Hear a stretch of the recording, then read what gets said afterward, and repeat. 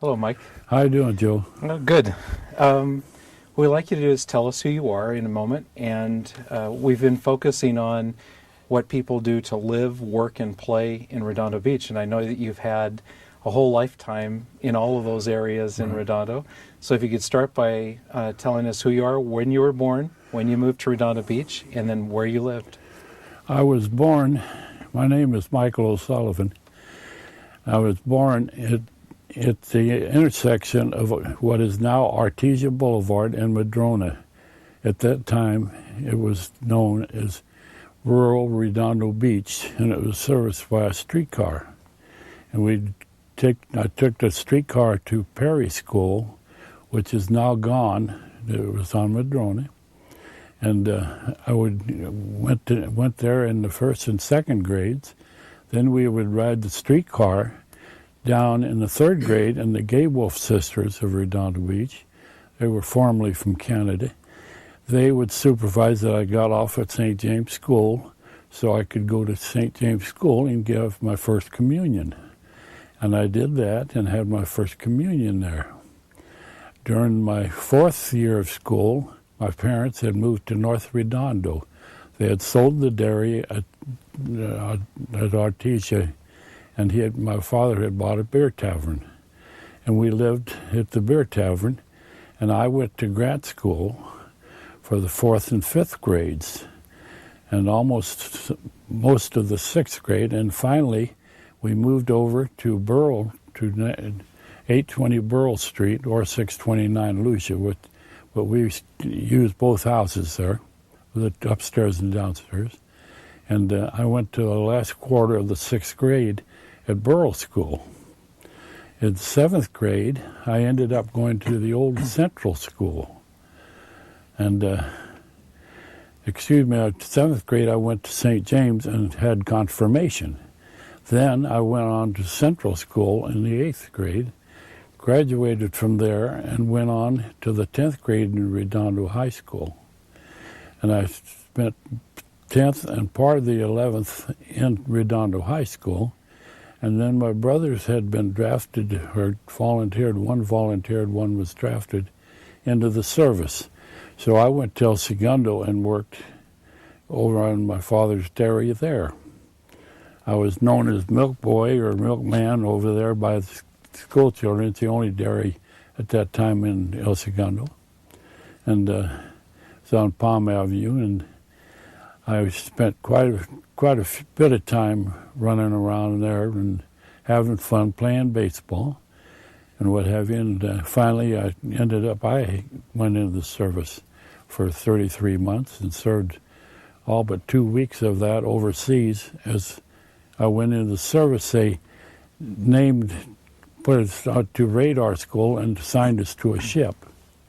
And being assigned to a ship, we started overseas duty immediately. But I went to school on San Clemente Island, which is very unusual for a man that's never been to Catalina. It was very, it's a lot of fun. During our eighth grade, I think it'd be the 10th grade, I was living in El Segundo, and we had gone to the Plunge one night, and we were up hitchhiking at North Boulevard and 101, going on back over to El Segundo, where I was living, and the police department picked us up and took us to the city hall, more or less to find out who we were and what. And after proving who we were, they said okay, and I had commented, well, if you hadn't picked us up, we'd be home already. And Chief of Police Peterson at that time said, well, I'll take you home. And he did, to El Segundo, something you'll never get again. And, well, it was a story, and it was worth repeating, I think. I continued my time over at El Segundo and finally went into the service. But I remember I played, after I got out of the service, we played for a while with the Knights of Columbus baseball team in Hermosa. I was an outfielder at El Segundo, but I was a catcher. They had Millie Comer played, and a bunch of us, I believe you know Mickey Comer or heard of him. And they were all a group of local Catholics that would go down there and play ball. And we enjoyed it immensely. And it's something like you'll find in the small towns throughout Idaho and what have you still, where they have the leagues and teams from little towns. They don't have that anymore. My father originally built a house at the intersection of Vincent and Irina. That was just before I was born, and he had the dairy there. It covered the football fields, what have you, Redondo High School. And then the top level where the present baseball field is was his barns. And they would milk the cows up there, and that was it. And then later on he moved. I was at Perry at the time. He moved over there, and that's where I was born. After all that, and it was considered rural Redondo, Dr. Shea delivered me. He had just come into town, and he was a Catholic doctor, and my father wanted him over there. And that seems to be what my life was about, generally. We found time to do an awful lot of things. I served my time in the Navy, had fun, worked at Mobil Oil, and actually enjoyed it because we had a constant paycheck like many other things. I knew Bob Taylor at the time, if you'll remember him. He was the one who was shot up at the Sunrise, or what was it called? Up at the little cafe up there in the hill. It was at the High Top. High Top. Yep, he was there. And I knew them all well from, we would stop and talk down at the service station. When they were off, I took one girl across the street, Janet Schultz, out one time, and we parked on the Esplanade, and the police car pulled up and said, "Mike, we know how old she is." And so I took her home. It was very different. You find none of that in the police department now. I don't believe you will, anyway. And it was a quiet spot. We had a lot of excitement going on. Fifi Maloof, about the time they were building the breakwater, and they were having a lot of water washes up into the Strand and eating away at the homes there.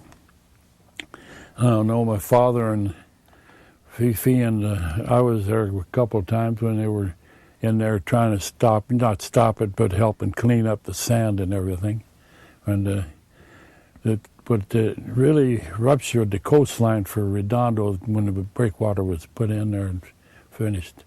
But since then they've controlled it, and I like to spend some time down at Ruby's once in a while, and I get to see the lagoon there, which is one of the real facets. I do have, from the time Bill Czuleger was mayor, I've got the small round badges for the city parks. They had tax monies that came in. They had tax lots that they were normally sold for money to put into the treasury. And instead of that, Bill took these tax lots and made all of them into small mini parks. And I still have about 14, I think, of the city parks that they don't have at the old Hurrell house. And I was thinking that later on I will go ahead and find out what 4 they have and donate the other 12 or whatever they are to make a full collection of parks from the Czuleger era. So, it's roundabout. I've done a lot for Redondo. I joined the VIPs, and you remember that. And in the VIPs, I enjoyed it, and I give credit to Joe for most of it. And the fact that we had a lot of good experiences, the men that were in it and the women. And I worked with I was VIP 7 and my partner was VIP 2. So his son-in-law was the chief of detectives for Redondo at the time. Still is, I think, isn't he, John? John is actually the captain. The captain, skipper. And yeah, we used to buzz around, and he'd always have something to give this skipper, and he'd go up and deliver it to skipper and come on down, you know. And we enjoyed our conversations, and we really liked it because neither one of us ever wanted to be a policeman, but we liked the idea of VIPs, that we were assisting the police department. And what I consider your gold medallion is keeping the graffiti out of Redondo Beach. So I give you, Joe, the most of the credit for that, for running a good crew. Well, I have some questions for you now. Okay. One of the questions I have, what year were you born? 1925, January the 3rd. And where were you born? At the intersection of what is now Artesia and what do they call Perry Avenue for? RB Madrona. Madrona. And were you born at home, at your house? Born home. Dr. J. Russell Shea, later on a mayor of Redondo Beach. So where did Dr. Russell live? Dr. Russell lived down on South Catalina. He had his offices, I think, down near Avenue G somewhere. And that was as early as 1925. There were doctors' offices and things in Hollywood Riviera? No, there was no Riviera. We used to go to 6:30 Mass at St. James, and myself and a fellow friend, Joe Fiฝี, would go out and hitchhike up to Palos Verdes to the golf course to Caddy. And it used to be $1 for one bag and $2 for two bags. And Joe had a regular customer, Cliff Reed, that lived in Hollywood Riviera. He was the chairman of the Hollywood Riviera building people that used to always pay him an extra $2 or $3, so it worked out quite well. So in 1925, you were born at home. Right. There at Madrona and Artesia. What is Artesia? Was that called Artesia or Redondo Beach Boulevard? It was called Strawberry and Perry. Strawberry and Perry? Perry, yeah. Perry was later on Madrona. Strawberry used to come up and it would end at Hawthorne Boulevard, more or less, and it stopped there. And then 5-car to Los Angeles used to butt across the street there. It run down as far as what would be now today Redondo Beach Boulevard and Hawthorne Boulevard. So when they, Strawberry was the name of the street? Right. And do you know how it got the name of the street? I would imagine it came from the Japanese that lived there. We were almost a minority with the Japanese at that time. There were Japanese gardens and farms everywhere. In Redondo Beach? In Redondo Beach, or rural Redondo, it was called. What kind of farms and produce? I've heard about flower farms and produce farms. Do you remember what kind of farms were out there? Well, out there were basically farms that the Japanese had. I remember one time we were playing hide and seek in the asparagus patch, and they were full and blossomy, and the Japanese owner run out there and stopped us and really got hot about it, and we didn't play there anymore. But generally we had those there, and up in right by the what is now right at say from Maria going east, and over in there was a flower orchard, flower pots. And my wife that died recently, she used to go up there and bud flowers right there, and before you would hit Prospect, and debud flowers for some Greek flower owners. And so we've heard about the budding of the flowers. Right. We talked to two twins that were from Canada. I don't know if they're the same ones, Pauline and Natty. I don't know if you know them. Were they Blaze? I don't know their last Okay. name. But they were actually born in 1921, Mm-hmm. and they came here from, their first house was at Grant and Slauson, Mm-hmm. and But they talked about budding flowers. Do you remember how much you earned to bud flowers and what kind of flowers they did? I never kept track of money, but I didn't have any. We used to go out in North Redondo. We could leave our place to my father's tavern there at 1922 Redondo Beach Boulevard, across from what is now the Presidio or something, El Presidio, the Fox restaurant and bar. And we would leave and go out in the morning and just track like young people would and walk around. And we used to go to the Hobo camp a lot, and we knew them well.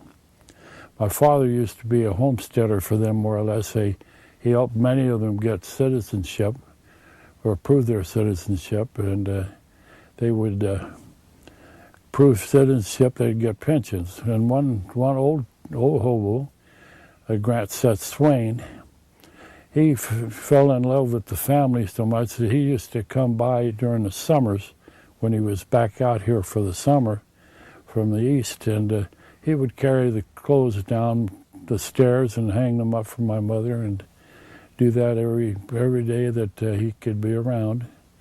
So the sex of life, SECTS, I believe would be correct thing. It's changed dramatically during my 80 years in Redondo, because it was at the time, like when the police chief wrote us to Segundo, that would doubtfully ever happen again. But it could, but it's really very unusual. And an unusual thing too is my father had the dairy down there. It was sold to a school. The El Segundo property was sold to a school over on Palm Avenue in El Segundo. And my father had come over from Ireland and met my mother from Ireland up in Palms. She was working for Robinson May, and he was starting his first dairy. And so they met and married.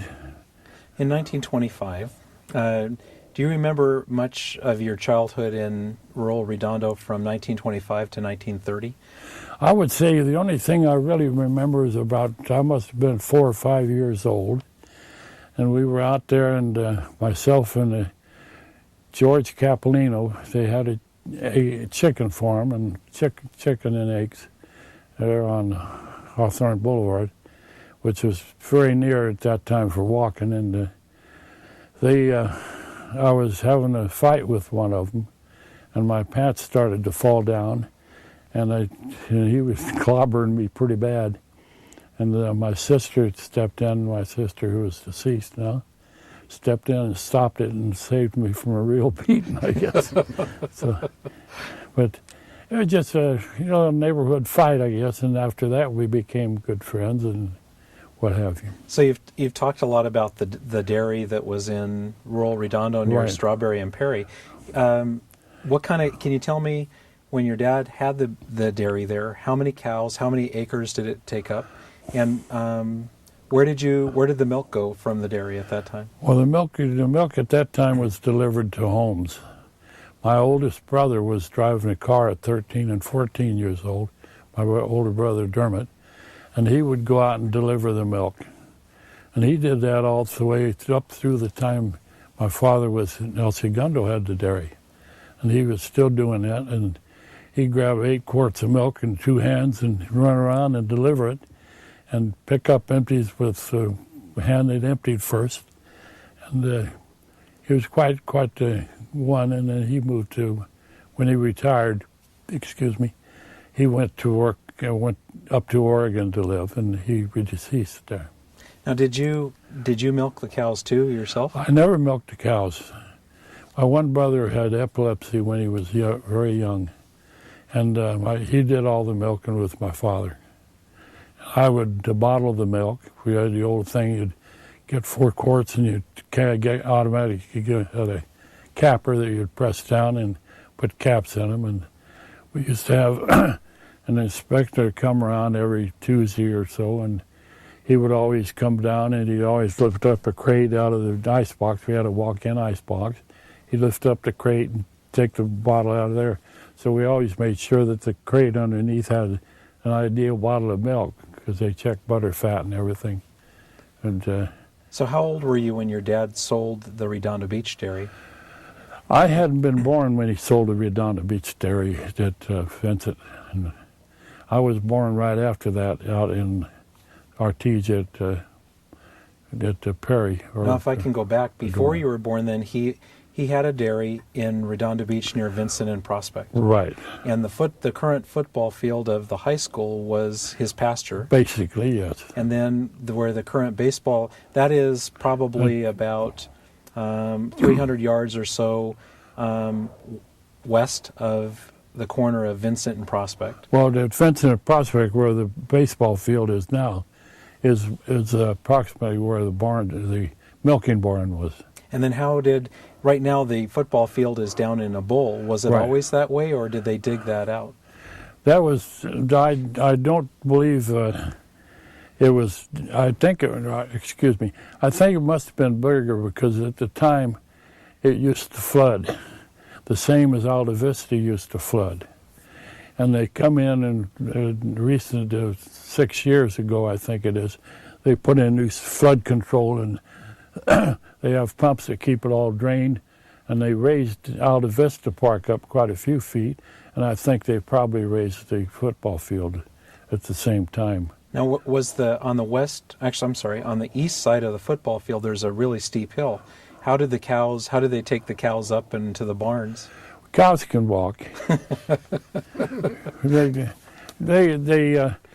You'd be surprised, cows after a year or two or 6 months or so, they learn to open the gates, and the cows automatically start walking on their own to go ahead and walk into where they're supposed to be milked and everything like that, and just open the stanchions, as they call them, and they would walk out, and if the second group of cow would come in, and they would go ahead, and they knew that when it was time to be milked, and they'd come in on their own.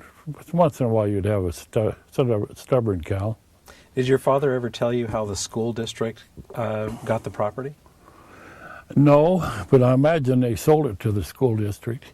But it was well before my age of understanding anything. The other ones, my father sold it to the school district, so I imagine that probably happened at that time, although I don't know. Now, did he own a dairy out near your other house at Perry and Strawberry? Yes, a small dairy, yeah. And so did he own the one at Perry and Strawberry at the same time as El Segundo? No, Perry and Strawberry was from the time that we moved from there over to the Tavern. And for a while he had both properties. Then he did sell the dairy and went ahead and worked the whole thing out. So what year do you think that he bought the Tavern at 1922 Redondo Beach Boulevard? Well, that would be my fourth grade. It'd be 4 and 5, 9, be about 1934, 35. And when you say it was at 1922 Redondo Beach Boulevard, would that be about the same as 1922 Artesia Boulevard now? Same thing. And what do you know what's there now at 1922? Or there's a very large clothing outlet or a seamstress to where they buy materials to sew. And I imagine I've never gone in there, but they have sewing machines and everything in there, and they probably sell those. So really that's about the corner of Green and Redondo Beach Boulevard. Right. Now there's a Hayward, the Hayward Center is at... Right across the street. Is across the street. So right. 1922 he was on the south, his business was on the south side of the street? Or the north side? Yes, south side. Okay. And what do you remember about the tavern? What did it look like and what was inside? The tavern was very wide, and it went from Artesia Boulevard to Vanderbilt, which is the first street back. And they had two risers on either end of the buildings that housed bedrooms. The beer joint and bar were downstairs. And in the back, there was what used to be circus cages or something, with caged animals, going back almost to Vanderbilt. and they were cleaned up and rebuilt as little places to stay. Now, where do you think, was the building in use before your dad took it as a tavern? And is that where the cages came from? That I don't know, but I imagine the cages come from some guy that was running a Wild West show. Yeah, they was quite different than it is. So we figure that was about 1934 at the tavern. I'm taking that because I went to 4th and 5th grade at Grant School, which would be my 9th and 10th year, more or less. And what were the streets like up there, or were there streets at that time? Well, I'll tell you, later on, when I was down at the Standard Stations working, that was as I got out of the Navy, and Hermosa Beach, when I was out sitting there listening with the policeman, they had a call from Hermosa, and they wanted to know where Grant Avenue was. And the Redondo policeman said, it's the other paved street in North Redondo. That's one thing Hayward did. He got everything paved and sidewalked out in North Redondo. And what were if that was the second street, what were the two? It was Redondo Beach Boulevard? Redondo Beach Boulevard be one, and Grant was the only two that was really paved at that time. And what was in between in all those places? They were homes. Mrs. Kingsland had her real estate office on the intersection of Flagler and Grant, and she was a big-time real estate person at that time. And they went on, and Chester Daly, one of the councilmen, he had a drugstore at the intersection of Flagler and Artesia on the southwest corner. He also had a home up on, I think it was 4 blocks back. I forget the name of the street. But they had a nice fancy home there. That's, I think Cindy was one of the city councilmen at the time, and Daly later on was a councilman. So some of the names of the streets there, Axente was a name that nobody knew, that people I know don't know where it came from. Do you know anything about I would say it came from Axente that was on the city council. And Reed? Reed, I can't place.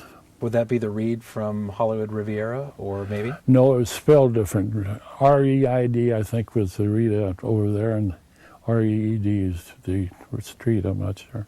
So did your dad ever tell you how much it cost him to buy the tavern in around 1934, or in that era? I don't know how much he paid for the tavern, but in 1935, and you can still see the home my sister lives there, Nora Lee. They're there in Beryl and Lucia. He paid $3,500 for the house. So the house is still there at Beryl and Lucia? Oh yeah, you see it when you go by, the big white house with the green trim. Yes. Mm-hmm. Nick Humpting had worked for the city for 30 years, I guess, as an electrician. And so when she bought that house in 1935 for $3,500 for the land and the house? My father did. Your father did? Yeah. Mm-hmm. And how many houses, you talked about, is that where you moved when you moved from the tavern? Or did the family move to that house? We went from the tavern to there, yes. And I went the last 3 months of Beryl School that was still there. It was a 2-story school at that time. It had a cafeteria downstairs and all this. And they finally said it was it was earthquake dangerous, so they lowered it to 1 floor. And it took one heck of a time to tear it down. It was really a strong structure. Now, do you remember the Long Beach earthquake in 1932? I do. In 1932, I was still over at Madrona and Artesia, and the only thing I really remember about it is my one brother stood in the doorway, and when a car would go by quick enough, he'd run out the door. It was very scary to watch him and not understand what was going on, because I was only 7 years old at that time. So the first school you went to was Perry. Right. And where was the Perry School at that time? Perry School was, I think it was, I'd say an 1/8 of a mile south of the intersection there of Artesia and and Madrona, whatever you want to call it. And so that would be in what's today Torrance. Do you know why the city of Redondo Beach today ends at Prospect Right. and goes to the beach in the south end? Right. And then in the north end, it goes from roughly Prospect to Inglewood Avenue, and 190th, and then to Marine. Why didn't Redondo Beach, why wasn't it a big square with all that area that's Torrance? Well, a lot of that happened, I think, at the time. They had what they call, in King Harbor, named after him. Cecil King was a congressman. My father was his first campaign manager for him. And he ran for Congress, and he was quite powerful. And along with the refinery up, just from hearsay, would be that when the refinery was built, they wanted that certain amount of area to be known as Torrance, and they give them maybe another quarter mile of property there, north, and Torrance took it over. Torrance also took over El Nido, which Redondo would have had an ideal opportunity to do. To take between 182nd and 190th Street. The El Nido at first was known as the Nest, and the Nest was pretty much where the southern, I would say, the Masons and the group, very conservative southern group, took over. And it was called, El Nido is the Nest in Spanish or whatever. So when they took, when you say that the Masons took over, was there a Mason community there? Pretty much so. Yeah, Carl Hazy and a bunch of them. Evelyn Daisy, she finally, I think she passed away. She was living on Nido when she passed away. And so were the Masons living in that area between 182nd and 190th Street with Hawthorne on the other side? Yeah, just a small little community. And at the end, up where Pacific Crest is in the railroad tracks, that was where the Hobo camp was. So you went to Perry School until the second grade, which would be probably about 1932. Right. And then you went to St. James. Is that the same St. James Church that's at Vincent and Pacific Coast Highway Not today? the same church. It's the same Catholic tendency, but it was in the old church. And we went to school there right catty corner from the present-day church, is where the school was at that time. And how many people were in the school, if you remember? Oh, I would say 25 to 30. That'd be strictly a guess, but in the whole school. Yeah, I know Joe Fahey was there, and John Czuleger. He died recently, and a group of them that about my age were all in the classes in the third grade that I know of. So then, in the fourth grade, you went to Grant School. Fourth grade, Grant School. And where was Grant School? Grant School was at the intersection of, there's a shopping center there now, right there, west of my father's beer tavern, about 70 feet or so, was Grant School.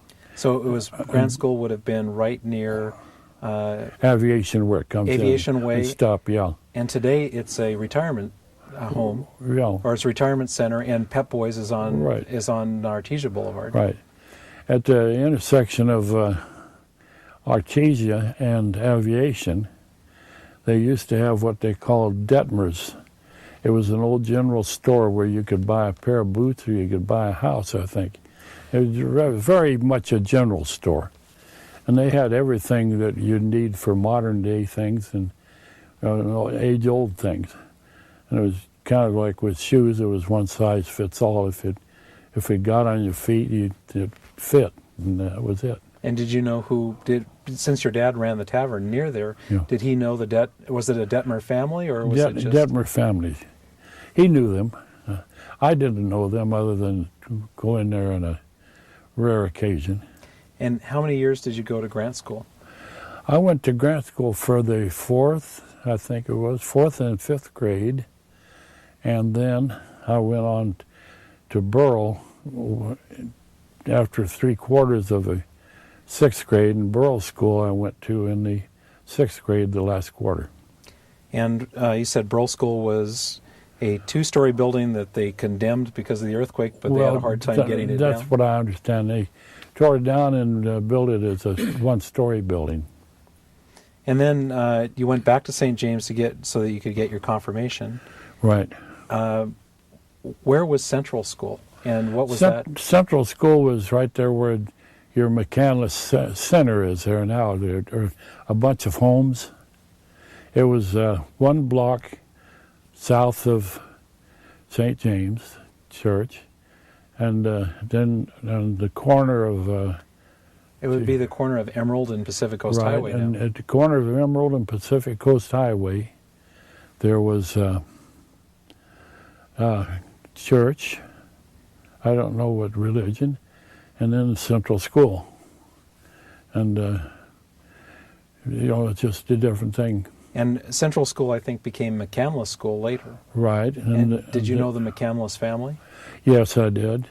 Mr. McCandless was on the Parks and Recreation Commission when I was on it. He was on it as well as Mr. Spikes. I don't know if you remember him, but he was also a principal.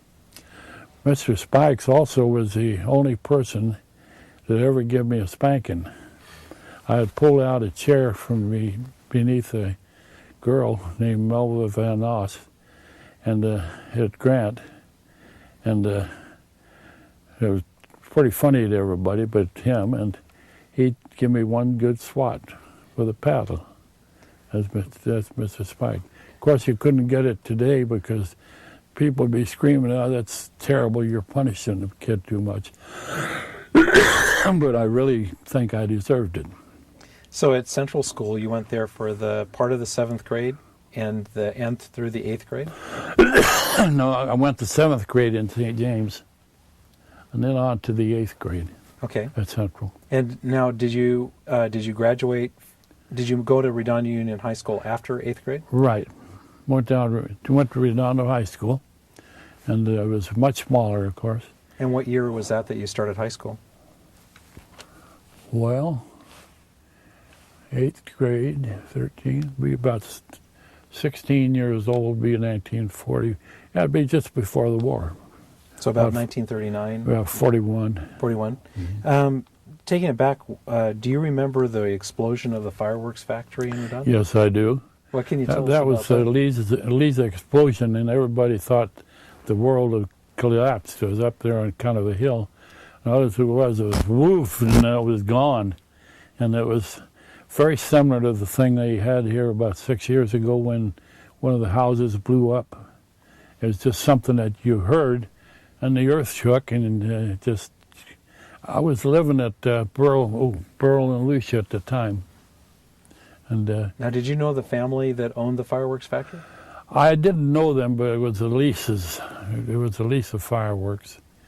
And I didn't know them other than possibly just might have met them once or twice. Back in those days, did you buy fireworks and use them during the year at any time? Or? We used to buy them, but not at any time. But it was a pretty solid 4th of July. We'd have fireworks. You'd light them in the front yard and, watch them burn and what have you. But now we watch the fireworks off the pier if it's not too foggy. What was the 4th of July like? Were there any community parties in the 4th of July when you were growing up?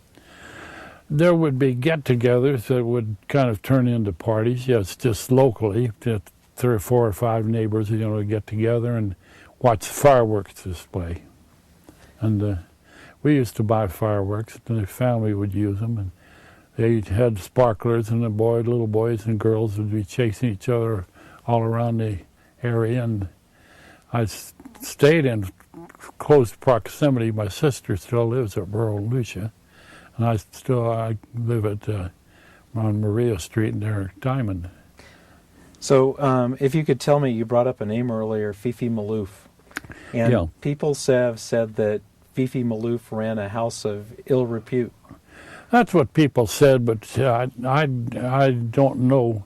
There are an awful lot of Redondo Beach police officers visited there trying to find out that she was doing something illegal, but they were never able to find anything illegal or improper. How old were you when your dad knew Fifi and that he took you over to her house? Or It was at the time, right, I think, right before I got into high school, because we started the Compostela Club at St. James Church.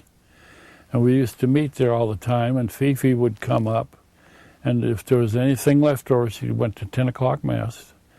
If anything was left over, she would buy it all up and take it down to the tavern and give it, and she was very well known for assisting the sailors and all that during the war, that they never left without a meal, and they never left, very charitable in donations.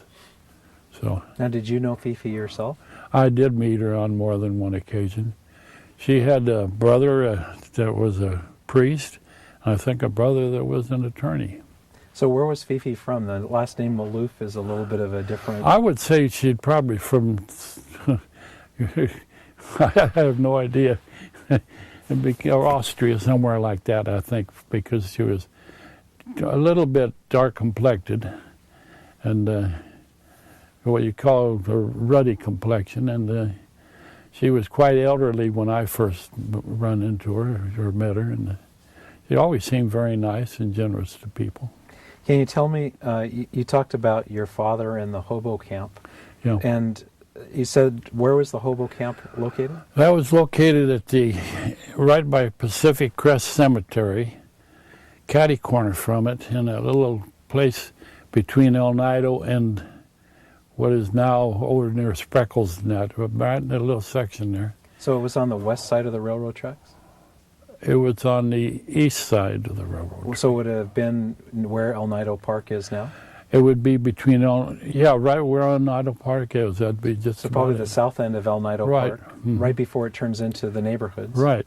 And what would you do when you went to? You said you, as young boys, you'd walk over to the Hobo camp to visit, and you knew them all. Yeah, my father used to help them out. He'd give them milk or whatever, and they would come over. When they were broke or couldn't get anything, he helped a lot of them get their citizenship papers so they could get Social Security. And as I told you, one of the men, Grant Swain, he used to come by and carry my mother's wash up and down the stairs at Beryl. Now, did each one of them have their own names that you may remember of what they call them in the group? And you said they came back every once in a while through the year. Well, this one man did. The others didn't. But he, for some reason, was closest to my father, and he just took upon himself to come back every summer and carry the stuff up and down the stairs for my mother, rather than having her carry it. And you said that your dad helped them get their papers. What countries were they from that they didn't have their papers? Most of them were from the United States, but they just didn't have any background that they could prove. And so he would find out, and he would write to the Chamber of Commerce and city halls and find out if they recognized, just find someone that could actually recognize and swear to vouch for them, and work that way. So you said that he would help them get pensions. Were they veterans of the World War I or of... Social Security mostly. They were all quite elderly. I don't remember their ages, but he would help them to clear their past so they could get a record of being on Social Security and what have you. You talked a little bit about the Plunge. Now, did you ever swim at the Plunge? Many times. I think I mentioned earlier that we were down to Plunge one night, and we ended up, this is when I was living in El Segundo for a little while, and we got up to Torrance Boulevard in 101, and we were hitchhiking home. And the chief of police, or not the chief of police, but the policeman stopped us and took us down to the police station and said that they were looking for 3 people about our ages. And so after we cleared that up, he would he'd come in and talking to us, and I just made a comment loosely that, gee, if we hadn't been picked up, we would have been home by now. And he said, well, I'll take you home, and he did. And that was Chief Peterson. So when you went to the Plunge, we've talked to a number of people about what it was like between the pier area and Hermosa Beach, which is all gone now. Do you remember what was there and some of the things? I remember the old Fox Theater and all the gambling places that were on El Paseo at that time. We had had one incident where I was driving down. I was taking this lady back to catch a bus down at the Chamber of Commerce building. That's where I was located at the time, down on El Paseo. And I took her down there and dropped her off for the bus, and John Bruno stopped me up by the LJ Arms. And he said, "You were speeding." I said, "I wasn't speeding." He said, "You've been drinking." I said, "No, I haven't been drinking. No, it's only about 15 or 16. And he said, "Well, I got to take you back to the station." I said, "Well, first of all, let's call the mayor." And that's when Doc Shea was mayor. And he said, "Why don't you go home?" So I went home. So, See, you said Dr. Shea. Can you tell me anything about him? well, when I was born, Doc Shea was called in. That was on January 1. And my father liked him because he was a Catholic. He would call him. And later on, my father would feel lousy, and he'd go down and see Doc Shea. And by the time they were through talking and checking over the physical and all, they had more or less, Doc Shea was home, but somebody had to get my father a cab or a ride home. They used to like to have their little sips. No, was Doc Shea? Doc Shea was Irish also. He was Irish, but he was Catholic, and my father got along real great with him. Later on, he became mayor of Redondo Beach. Do you know what years he was? I don't remember what years, but I think he was probably one of the first mayors that would put a dummy police car parked certain places where people ran stop signals or stop signs at that time. And he put them dummy police cars out there from old wrecks that they had, or just painted black and white. What do you remember about the boardwalk? I remember the boardwalk because we used to go down there, and it was between the theater and the boardwalk, and we would just, every once in a while we'd jump in and get some moonstones and what have you. So when you said it was actually between the beach and the theater. Yeah. And it was made of wooden planks? Yeah, it was a boardwalk, a regular boardwalk. And you know where it started and where it ended? It started at El Paseo, more or less, at the Fox Theater, and went north, maybe 3 or 4 blocks, and then it became where it was sand and cement sidewalks. And El Paseo was today, if someone were looking, it would be where if Diamond ran all the way to the It'd be beach. where the senior citizen housing is and everything down onto the thing. And that's at Garnet and Catalina now, but it would be Right. all the way down the hill to the water. Oh, the old city hall was up on Garnet. I'd say about pretty close to the water. And so the boardwalk, when you said you could jump down in and get moonstones, can you tell me about Moonstone Beach? Not a whole lot other than we just, as kids, we'd jump in and get moonstones, and I don't have any of them left over from them. What did a moonstone look like? Any different sizes, usually about the size of a quarter, and they were very clear and I'd say a creamy color. They weren't transparent, but they're just moonstones anywhere from the size of a quarter to maybe a size of $50. And what would you do with the moonstones once you got them? You got them and you kept them for a while and then threw them away. And do you know what ever happened to Moonstone Beach? Is that now part of the harbor? Oh, that's part of the harbor. It got eroded out, and there's a let's see, what's the name of the bar? There's a bar down there now. Naja's? There's Naja's Bar that's along the International Boardwalk. Yeah, it could be that, yeah. Right there near the north end of the boardwalk. Or Samba's. Samba's. And Happy Clam. I don't spend much time down there. Not anymore. No. My favorite place down there right now is Ruby's. Okay. Can you tell me a little bit more about the Plunge? Did you have your own bathing suit, or did you rent a bathing suit? We would take our own bathing suit. I imagine you could rent one, but we used to take ours because we knew we were going there. And we would go in there, and people, they had the 2 and 3 foot area, and then they had a very long 4 feet to 5.5 or 6 feet, and then the very end of it was 9 foot, and they had the diving board there, and 9 foot. And we just spend most of our time in the 4 to 6 feet, and spend our time just if somebody was throwing a penny or a nickel, diving for it and having fun there. It's very nice. They had the Mandarin Ballroom above there at one time, and I don't know if you remember it, but it was they used to have amateur fights there and what have you, dancing. And one time I went down there and I did volunteer to fight 3 rounds with somebody, and I got living heck beat out of me. And it was the last time.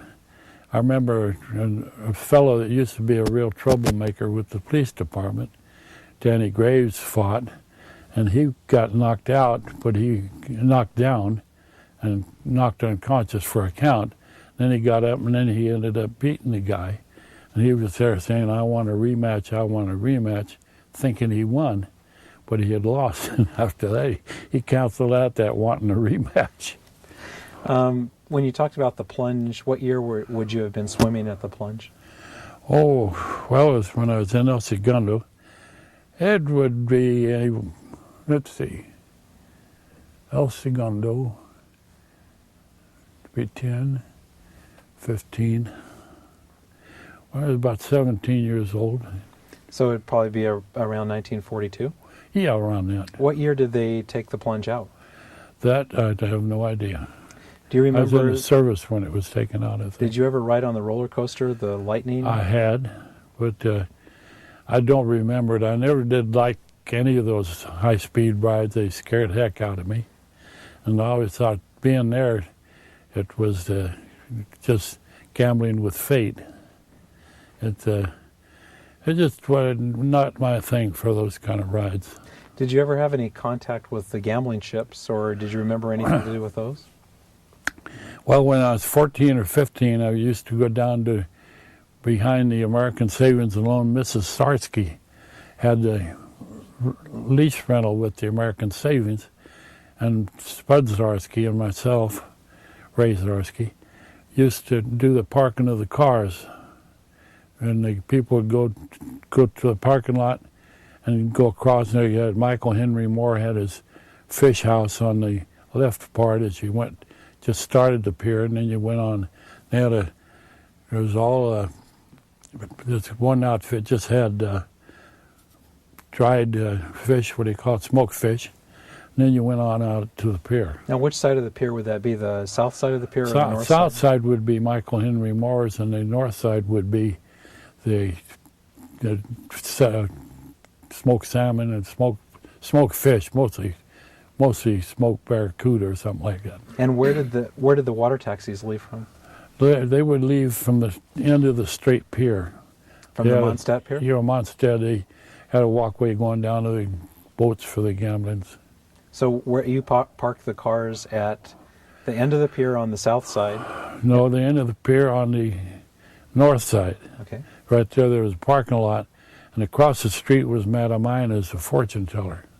Did you ever go to Madame Ina? No, man, I didn't know what a fortune teller was, and I don't believe I had enough money to spend for a fortune teller. So where would Madame Ina's be today if you were looking at it? Well, if you were headed down to go down to the pier, the straight to Mondstadt Pier, it'd be on the left, it'd be on the south side, right across from the parking lot. You talked a little bit about the Strand houses. Can you tell me, I looked on a map recently for 1952, and there was a 1st through 10th Street, but I've told it's been 1st through 14th. What were the Strand houses like? I don't know too much about them. I know one, Mrs. Terrace's, which at that time was moved from down there to South Redondo onto the Esplanade many, many years ago, and I don't remember that much about it. I heard that they got gradually they got washed away so that the water came straight up to the Fox. Right. Do you know what years those were washed away, or do you remember? You talked about the storms a little bit. Well, we used to go to the Fox Theater on occasion, and most of the time one guy would go in and then he'd open the lower door, and about 6 or 8 guys go in, and 2 of them would get caught and have to go out. And so, but we used to sneak in there a lot, and used to watch them there. One of the funniest things I think ever happened to me was we were in there, myself and my friend Joe Fahey, and these 2 women were talking, and it was that Mr. Smith Goes to Washington, I believe. We're standing on this building getting ready to commit suicide. And this lady behind us started crying. She said, "I hope he doesn't die, I hope he doesn't die." And we started laughing, and we laughed so much that they finally told us if we didn't stop, they'd put us out, and they did. Yeah, do you remember what year Mr. Smith Goes to Washington about? I have no idea, but I think I was about 14 or 15. Do you remember, I know you know him from the police department, but Amador Espinosa? Yeah, I know Amador. Did you know Amador when he was the usher at the Fox? I knew him, yes, and I know he saved a lot of the headliner things on there, and I got a couple from him that I had up until a few years ago, and I don't know what happened to him. So by the headliner, he saved a number of the posters right, for the different movies. Right. Mm-hmm. You started high school in 1941, or about there. Yeah. And what was high school like in Redondo Beach? Well, it was the first year of our algebra and everything at that time, and it was actually pretty hard in English, and I never went very much for verbs and adverbs, so it was pretty tough for me. Did you play any sports? I played baseball when I was at El Segundo in the 10th and 11th grade. And did you play against Redondo Beach at the time for baseball? No, at that time El Segundo was a very small school, and our teams we played were usually Catholic high schools. There's Fox Military, and there's a St. Anthony's football team, and different ones. But they were very small schools. You just said the word fox. We heard from one person that there used to be a fox farm in North Redondo Beach. Did you ever know about that? No, but I knew about the turkey ranch. They had a turkey ranch out there. Can you tell me about the turkey ranch? It was a very large one, I guess. As you rode the streetcar through, and the streetcar used to come up Diamond, more or less, and out and under the bridge, it's now a solid piece of dirt. And it'd go through there, and then they cut across and come out near Freckles out there in North Redondo, and through the bridge tunnel where the streetcar tracks are, the train tracks. And as it left Redondo, more or less, Prospect, they went out, and there was a large section of land was called the Mormon Farm. And they used to have probably a couple acres of it that was not housed, and they had their farms out there. I believe each family would go contribute so much time to take care of the farm, and you'd eat the food from it. So I remember that part of it. Where was if we had to outline it in streets today, where was the turkey ranch? It'd be over toward the old Redondo, what's the Torrance Little League team? Or near the Torrance Little League team area there. It'd be west of, almost south of the school right there at Beryl at Dominguez Park, just behind Tower School. Somewhere in there would be. And would be where the turkey ranch is. Yeah.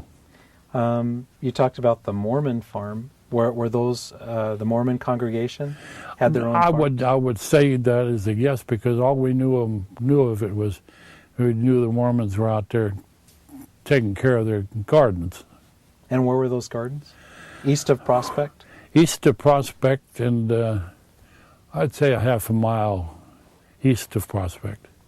East of Prospect, and probably before Hawthorne Boulevard? Yeah, before, just off of Diamond.